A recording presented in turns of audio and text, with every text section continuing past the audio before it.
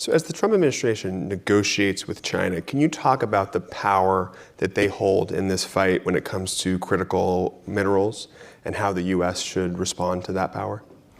Again, I think if you look at the three major supply chains, we have to incentivize. I think chips is a good model for that, but we have to start manufacturing, rare earth minerals, both in the United States and with our allied nations. This is going to be a race. China controls the majority of it. The refining capacity is much greater in China than it is anywhere else in the world. And so when you talk about lithium, we talk about batteries, electric, it all comes out of China. I was in Australia. They have a lot of lithium there, but they have a port that sends the lithium to China to be refined, and then it comes back to Australia. How much of that is a workforce issue? I think, especially on the chip manufacturing, look, I'm blessed to have two major universities. Mm-hmm. University of Texas produces a lot of the top engineers.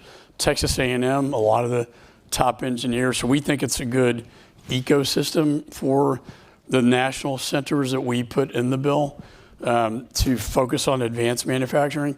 But I'll tell you, China, they work around the clock, and they have a lot of advanced degrees. This gets into an immigration debate. The H-1B visa is a high skill bill. Maybe as we get the border under control, as we're doing right now, people will be more open to this.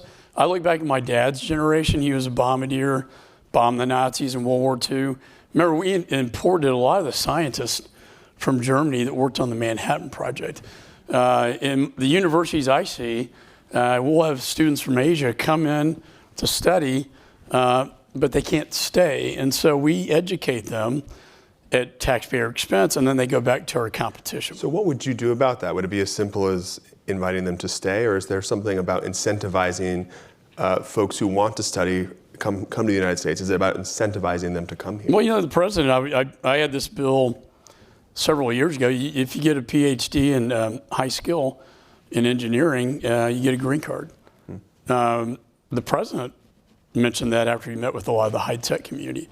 I'm not sure how others in the administration may view that now. Now, you'd have to have a proper vetting, because espionage is real. But that can be done. And then we have that talent pool that we currently have a workforce issue with.